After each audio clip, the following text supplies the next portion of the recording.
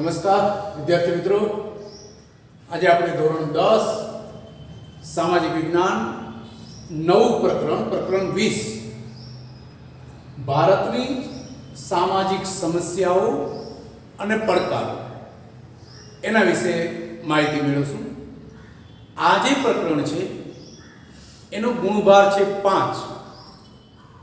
3 માર્ક્સનો એક પ્રશ્ન અને 1 માર્ક્સના 2 પ્રશ્નો એ રીતે આની અંદર બ્લુપ્રિન્ટમાં દર્શાવવામાં આવ્યું છે.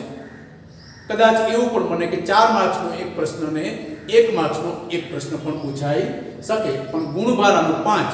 તો એ રીતે આપણે 3 અથવા તો 4 માર્ક્સના અને 1 માર્ક્સના પ્રશ્નોની આપણે ચર્ચા કરીશું.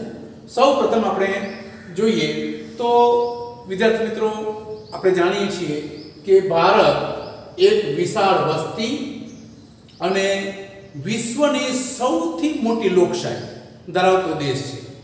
વસ્તીની દ્રષ્ટિએ આપણે જોઈએ છીએ તો ભારત બીજો ક્રમ છે. તો જ્યાં વિવિધ ધર્મ, જાતિ, ભાષા, સંસ્કૃતિ ધરાવતા લોકો વસે છે અને એટલા માટે જ આપણા દેશમાં વિવિધતામાં એકતા એ આપણી મુખ્ય વિશેષતા, આપણી ભારતીય સંસ્કૃતિની મુખ્ય વિશેષતા. તો વિવિધતામાં એકતા. દરેક જગ્યાએ ધર્મની અંદર વિવિધતા છે, ભાષામાં વિવિધતા છે, જાતિમાં વિવિધતા છે, અલગ અલગ સંસ્કૃતિ ધરાવતા લોકો વસે છે. છતાં પણ એક ભારત માતાના એક સંતાન તરીકે આપણે સૌ સાથે રહીએ છીએ અને એ પ્રકારનો ભાવ આપણે ધરાવીએ છીએ. એટલે વિવિધતામાં એકતા એ આપણી વિશેષતા.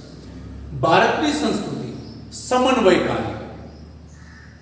રવિન્દ્રનાથ ટાગોર એટલા માટે જ ભારતને સંસ્કૃતિઓનું સંગમ તીર્થ કીધું છે, કારણ કે ભારતીય સંસ્કૃતિનો પ્રવાહ જે વહેતો હતો એમાં આપણે અગાઉ જોયું કે ઘણી બધી જાતિના લોકો ભારતમાં આવ્યા અને એ બધી જાતિના લોકોના સારા સારા પાસા હતા એ આપણી સંસ્કૃતિમાં સામેલ કરતા ગયા અને એ રીતે એક ભારતીય સંસ્કૃતિનો પ્રવાહ અવિરત પ્રમાણ પણ એ ચાલતો રહ્યો અને એમાં બીજી સંસ્કૃતિના જે ઝરણાઓ જે વહેતા હતા સારા સારા પાસારૂપી એને આપણે સમાવતા ગયા. તો એ રીતે સમન્વયકારી અને સર્વધર્મ અને સંભાવની વિશે. સર્વધર્મ સંભાવ, કણ કણ મેં હે ભગવાન, આ આપણી ભાવના. સર્વધર્મ સંભાવની ભાવના, વસુદૈવ કુટુંબકમની ભાવના ધરાવતો દેશ એ ભારતની વિશેષતા. પરંપરાગત સમાજમાંથી આધુનિક સમાજ તરફ ગતિ કરતા ભારતીય સમાજમાં અનેક પરિવર્તનો આવ્યા છે. એક સમય આદિ માનવનું જીવન જુઓ, પછી જે વિકાસ થતો ગયો અને આજની આપણા જીવન જોઈએ તો એમાં ઘણો બધો તફાવત છે. દર વર્ષ કંઈક ને કંઈક પરિવર્તન આવતું જાય છે. ભાવિ પેઢી છે એની અંદર એના કરતાં પણ વિશેષ પરિવર્તન આવશે. એટલે અને પરિવર્તન એ તો સંસારનો ક્રમ છે. તો એ રીતે આજે આપણે આધુનિક સમાજ તરફ, વિકાસ તરફ જે પ્રગતિ કરી રહ્યા છીએ, જે પરિવર્તનો આવ્યા છે, હવે આ જે પરિવર્તનો આવ્યા એને કારણે કેટલીક સમસ્યાઓ, આદિમાનવને એટલી બધી સમસ્યાઓ નહોતી. એની એક જ સમસ્યા હતી, ખોરાક મેળવવો. જેમ જેમ વિકાસ થતો ગયો તેમ તેમ જરૂરિયાતો વધતી ગઈ અને જરૂરિયાતો વધતી ગઈ તેમ તેમ સમસ્યાઓ વધતી ગઈ. તો આજે પરિવર્તન આવ્યું એની સાથે કેટલીક સમસ્યાઓ પણ ઉદ્ભવી, જેમાં સામાજિક, રાજકીય, સાંસ્કૃતિક, કેટલીક ધાર્મિક સમસ્યાઓ પણ, આવી સમસ્યાઓને આપણે ગણી શકાય. આ જે પ્રકરણ છે એમાં આપણે ભારતની સામાજિક સમસ્યાઓ અને પડકારોમાં આપણે મુખ્ય 2 સમસ્યાઓ જે છે સાંપ્રદાયિકતા અને બીજો છે જ્ઞાતિવાદ, જે ખરેખર આપણા દેશ, લોકશાહી દેશ, આપણો વિશાળ લોકશાહી દેશ, એના માટે ખૂબ જ જરૂરી બાબતો છે, પાયાની બાબતો છે. તો એ 2 સમસ્યાઓની ચર્ચા કરીશું, સાંપ્રદાયિકતા અને જ્ઞાતિવાદ. બિન સાંપ્રદાયિકતા એ જરૂરી છે. તો સાંપ્રદાયિકતા, જ્ઞાતિવાદ એ વિકાસને અવરોધતા પરિબળો છે. તો એની આપણે આ સમસ્યાઓ વિશે ચર્ચા કરીએ તો દેશને સ્વતંત્રતા અપાવવામાં વિવિધ ધર્મ, જાતિ, ભાષા ધરાવતા લોકો એ બધા એક થયા અને એનું પરિણામ આપણને આપણી મહામૂલી જે સ્વતંત્રતા છે એ મળી. સ્વતંત્રતા આંદોલન જ્યારે ચાલુ હતું ત્યારે જે લોકોમાં ભાવના હતી, દેશદાજ હતી, દેશ પ્રેમ હતો, સદભાવના હતી, સહિષ્ણુતા હતી, આ જે ભાવ હતો એ ધીમે ધીમે ધીમે ધીમે આઝાદી મળ્યા પછી, સ્વતંત્રતા આપણને મળી ગઈ એટલે એ ભાવ ધીમે ધીમે આપણામાં ઘટતો જોવા મળે છે. જાતિગત આજે આપણે જોવો છો, તમે ન્યૂઝ ચેનલો ઉપર, વર્તમાનપત્રોમાં જોતા હશો તો જાતિગત ઝઘડાઓ, સાંપ્રદાયિક ઘર્ષણ, પ્રાદેશિક હિંસા, આવા નકારાત્મક પરિબળો જે દેશને નુકસાન કરતા છે, આવા નકારાત્મક પરિબળો જે આપણને જોવા મળે છે. અને આવા જે પરિબળો છે એ દેશની શાંતિ, દેશના વિકાસ, આપણા દેશને જે સામાજિક સદભાવનાની જરૂર છે, જે સ્વતંત્રતા સમયે બધા એક થયા એ અત્યારે પણ જરૂર છે. તો સામાજિક સદભાવ, બિન સાંપ્રદાયિકતા, લોકશાહી મૂલ્યો, રાષ્ટ્રીય એકતા, એની સામે આ જે સાંપ્રદાયિક ઘર્ષણ છે, પ્રાદેશિક હિંસા છે, આ જાતિગત ઝઘડાઓ છે, જે ખાસ કરીને આપણે જોઈ ગયા કે સાંપ્રદાયિકતા અને જ્ઞાતિવાદ, એ એના સામે પડકારરૂપ છે. સામાજિક સમસ્યાઓમાં પહેલી સમસ્યા જે છે બિન સાંપ્રદાયિકતા. અહીંયા તમારે એક 3 માર્ક્સનો પ્રશ્ન પૂછાય કે બિન સાંપ્રદાયિકતા એટલે શું, સમજ આપો. તો સૌપ્રથમ આપણે બિન સાંપ્રદાયિકતા એના વિશે સમજ મેળવીએ. તો ધર્મ એ શ્રદ્ધાનો વિષય છે. દરેક વ્યક્તિ આપણા ભારત દેશની અંદર દરેક વ્યક્તિ કોઈ ને કોઈ જે ધર્મ અથવા તો સંપ્રદાયમાં માનતો જ હશે. ભારત એક બિન સાંપ્રદાયિક અને ધર્મ નિરપેક્ષ રાષ્ટ્ર છે, બિન સાંપ્રદાયિક રાષ્ટ્ર છે. કારણ કે આપણે બંધારણની અંદર બિન સાંપ્રદાયિક એટલે કે ભારતના બંધારણમાં કોઈ પણ એક ધર્મને મહત્વ આપવામાં આવ્યું નથી. બધા જ ધર્મના લોકોને સરખો ન્યાય આપવામાં આવ્યો છે. એટલે એ રીતે જોઈએ તો ભારત બિન સાંપ્રદાયિક અને ધર્મ નિરપેક્ષ, કોઈ એક ધર્મનું મહત્વ નહીં, દરેક ધર્મ પ્રત્યે સમભાવ, એ ભાવના છે. તેથી સંકુચિત સાંપ્રદાયિકતાનું આચરણ એ બંધારણની વિરુદ્ધ ગણાય. કારણ કે બંધારણ આપણો જે દેશ છે બિન સાંપ્રદાયિક છે, બંધારણની અંદર બિન સાંપ્રદાયિક આપણે ઘોષિત કર્યું છે. અને એમાં સાંપ્રદાયિક જે આચરણ છે, સંકુચિત, કૂપમંડુકતા, પોતાનો સંપ્રદાય જે દેશને નુકસાન કરતા છે, તો એ બંધારણની વિરુદ્ધ ગણાય. જ્યારે કોઈ એક ધાર્મિક જૂથ હોય અથવા તો કોઈ સમુદાય હોય એ કોઈ પણ કારણસર બીજા ધર્મ કે સંપ્રદાયનો વિરોધ કરે તો આપણે જોઈએ છીએ કે સમાજની અંદર સાંપ્રદાયિક તણાવ, દેશની અંદર સાંપ્રદાયિક તણાવ ઉત્પન્ન થાય છે, અવિશ્વાસનું વાતાવરણ પેદા થાય છે અને એને કારણે દેશની એકતા છે, અખંડિતતા છે, એ જોખમાય છે. કોઈ પણ ધર્મ કે સંપ્રદાયના સભ્યો અન્ય ધર્મોની તુલનામાં પોતાનો ધર્મ કે સંપ્રદાયને શ્રેષ્ઠ બતાવે. ઘણી વખત આવું બને છે કે મારો સંપ્રદાય એ શ્રેષ્ઠ, બીજાનો સંપ્રદાય એ ઉતરતો, એ રીતે. તો આવી જે ભાવના છે, અથવા પોતાના ધાર્મિક હિતને વધુ મહત્વ આપે, પોતાનો ધર્મ હોય, પોતાનો સંપ્રદાય હોય, એને લગતા હિતો છે એને જ મહત્વ આપે, ત્યારે દરેકને આ જે વ્યક્તિ છે એ સાંપ્રદાયિક દ્રષ્ટિથી જુએ છે એમ કહી શકાય.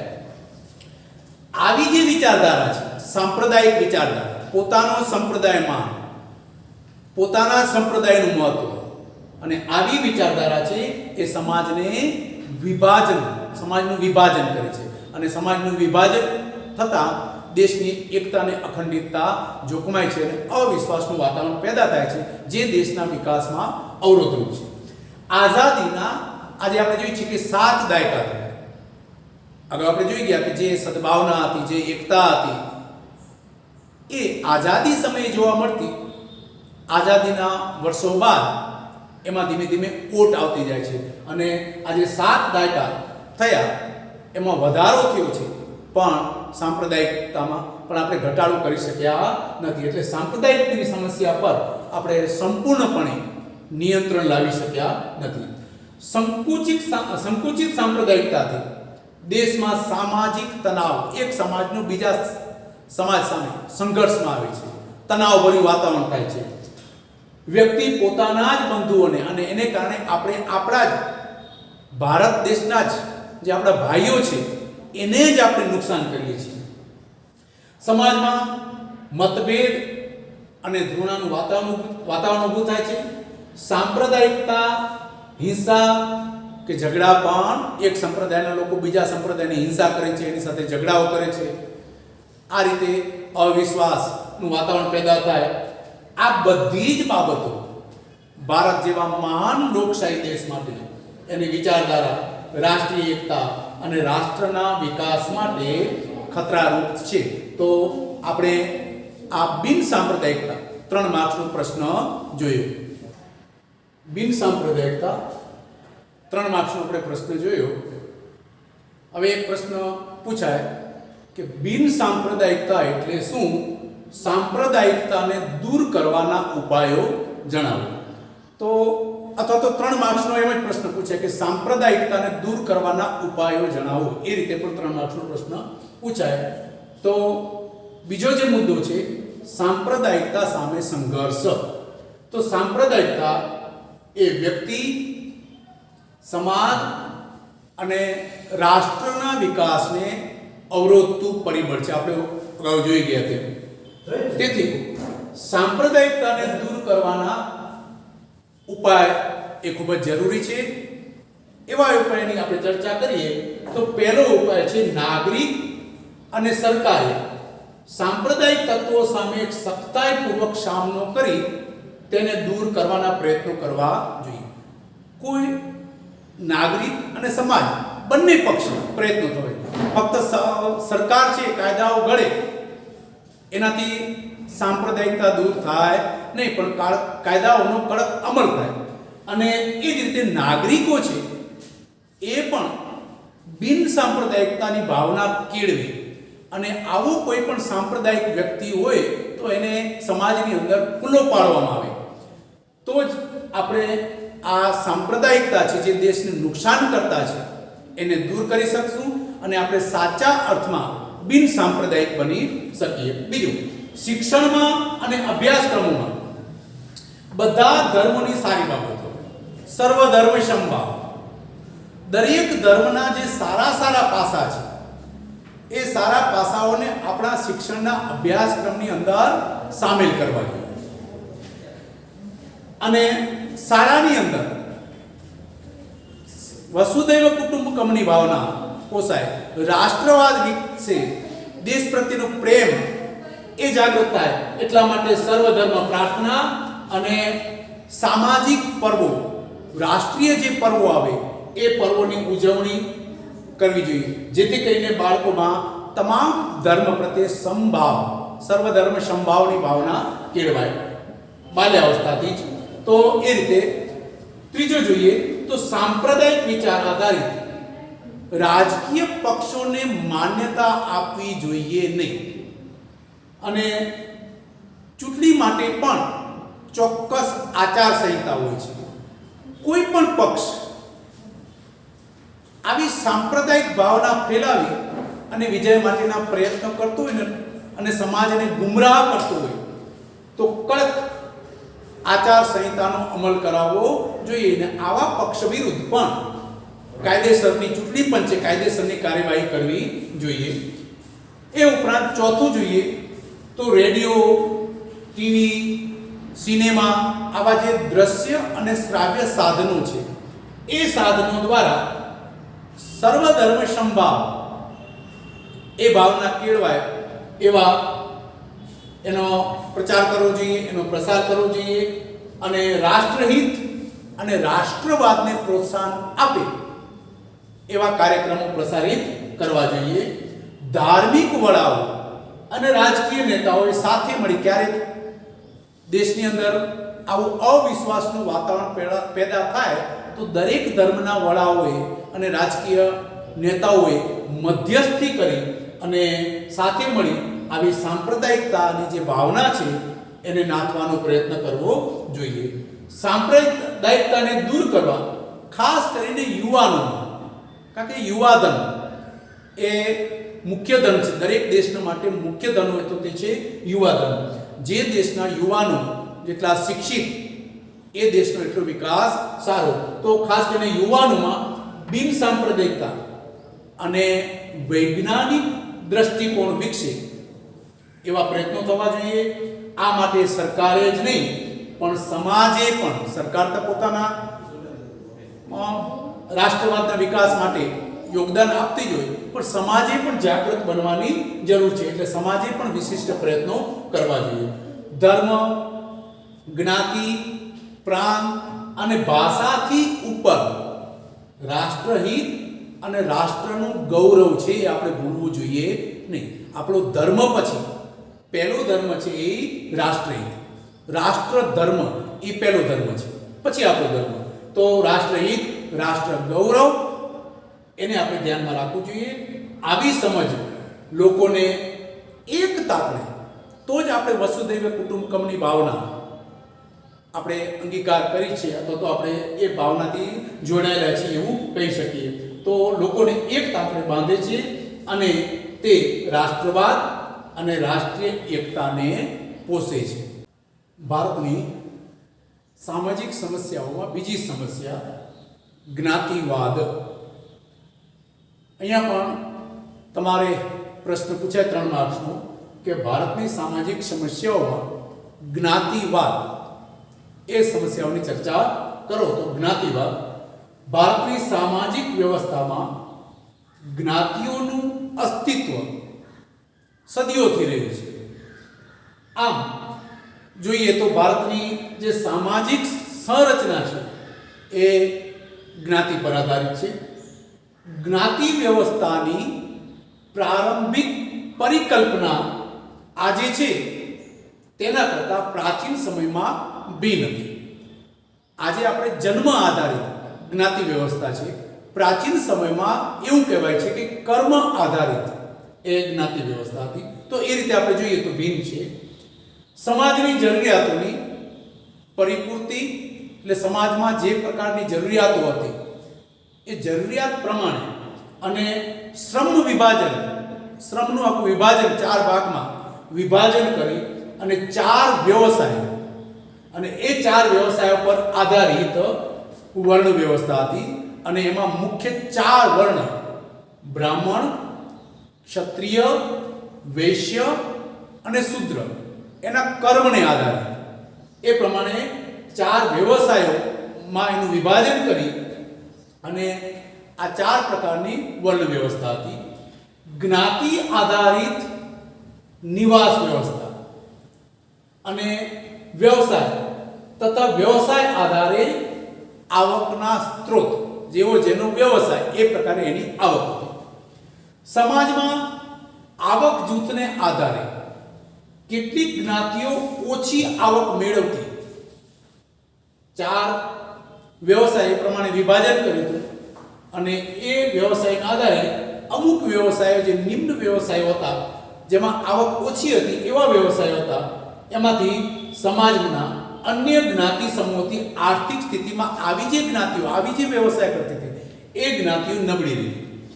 ભારતમાં અંગ્રેજોના શાસન પહેલાના સમયમાં કેટલીક જાતિઓ અન્ય સમૂહોથી દૂર જંગલ કે પહાડી વિસ્તારોમાં, જે આદિવાસી પ્રજા આપણે જઈએ છીએ એવી પ્રજા જે પહાડી વિસ્તારોમાં વસવાટ કરતી હતી, આવી જાતિઓનું સામાજિક અને સાંસ્કૃતિક જીવન અન્ય પ્રજા જીવન કરતાં અલગ હતું. તેની ભાષા અલગ હતી, તેનો પહેરવેશ અલગ, તેના રીત રિવાજો અલગ. આમ એ પોતાની આગવી ભાષા હતી અને પોતાની આગવી સંસ્કૃતિ ધરાવતા હતા. તે જાતિના લોકો પણ પેઢી દર પેઢી અલગ વસવાટ, કારણ કે જે વિકાસ પામેલા જે સમાજ હતો, જે બુદ્ધિશાળી વર્ગ ગણાતો, એવા સમાજથી દૂર જંગલોમાં, પહાડી વિસ્તારોમાં રહેતું. તો અલગ વસવાટ, એકાંકી જીવન વગેરેને કારણે વિકાસ સાધી શક્યા નહીં અને પરિણામે તેમની આર્થિક અને સામાજિક સ્થિતિ નબળી રહી. તો આપણે 3 માર્ક્સનો પ્રશ્ન જ્ઞાતિવાદ એ પણ જોયો.